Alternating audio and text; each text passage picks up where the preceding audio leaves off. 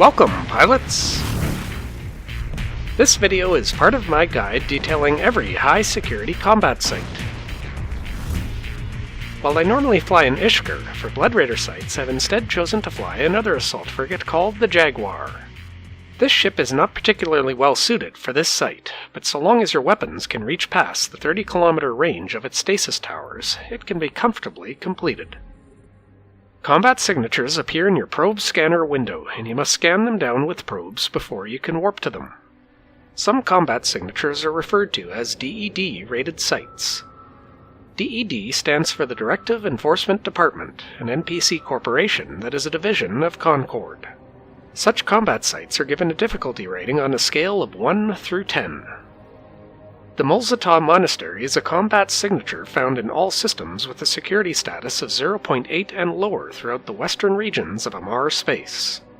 This includes Aridia, Genesis, the Bleak Lands, Kador, Kor-Azor, and Khanid. This site tends to be dominated by more experienced pilots flying high DPS ships. Only up to battlecruiser class ships will be allowed into the site. The Mul-Zatah monastic order has for a long time maintained close links with Amarr Melody and the Blood Raider Covenant. The order is considered by most law enforcement agents to pose a limited threat to security, since they seem to keep to themselves for the most part. They are, however, notoriously intolerant of trespassers near their monasteries, and it is not advisable to approach lightly armed. This site has a DED threat assessment of risky, 4 of 10. You'll land directly on an ancient acceleration gate, which you must activate to enter the first room of the site. The gates of the Mul-Zatah are fiercely guarded by a small contingency of monastic knights. The first room is guarded by a network of turrets and missile batteries that surround the acceleration gate to the next room. There are 4-point defense turrets in the front and 2 sentry guns near the gate. Around the perimeter are 2 light missile batteries and 3 heavy missile batteries. There are a total of 7 Mul-Zatah cruiser NPCs, including the Mul-Zatah Gatekeeper. The Mul-Zatah Gatekeeper always drops the 7th tier Overseer effects. While I didn't witness it during my playthroughs, it's possible he may also drop a Dark Blood module. The acceleration gate to the next room is locked, requiring that all NPCs in the area be destroyed. Limited information is available on the inner sanctum of the Mul-Zatah monasteries, and most of what is known is based on unreliable information from members of the Order that have been captured in DED raids on Blood Raider strongholds. According to these cultists, the Mul-Zatah engage in gruesome genetic research using Minmatar slaves legally purchased within the Amarr Empire itself.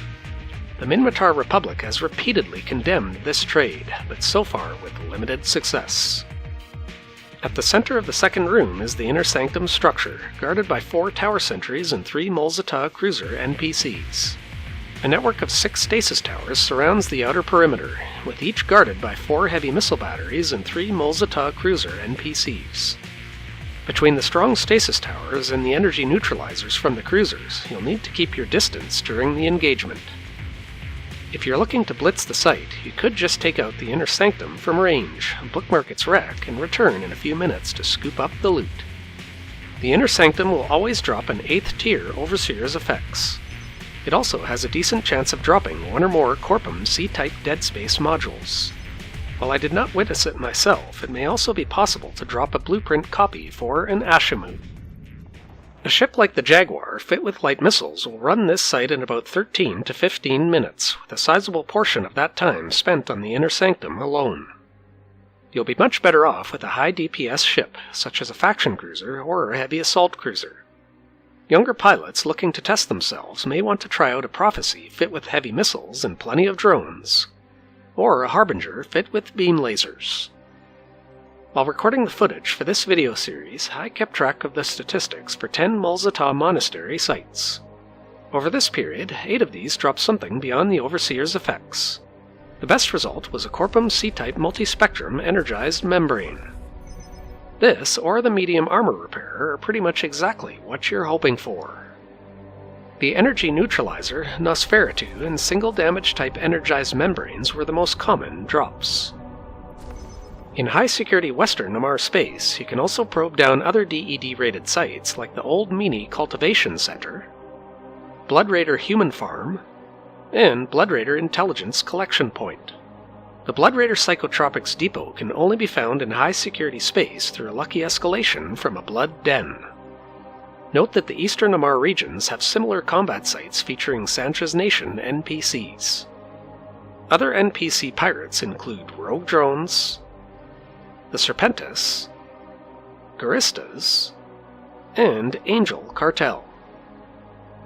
My journey to host a complete set of combat site video guides began in 2020 with a similar 13-part series for Serpentis combat sites.